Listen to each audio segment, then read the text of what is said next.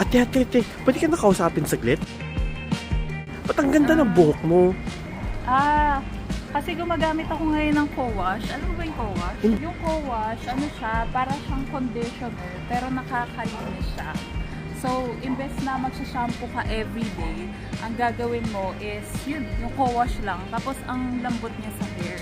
So, lalo na sa katulad ko, every morning naglalakad ako, tapos every night nag-exercise ako. So, hindi ko nakakailanganin na mag-wash ng hair everyday. Tapos, hindi pa nagiging oily yung hair ko. Yun yung surprising sa product na to. Oo nga, mukhang hindi nga oily. Pero, di ba dapat lagi kang nagsha-shampoo kapag naliligo? Yun yung sinasabi ng hair care industry. Pero sa totoo lang, hindi mo kailangan ng shampoo eh. Kailangan mo lang ng isang product na nakakalinis. Katulad nga nitong co-wash.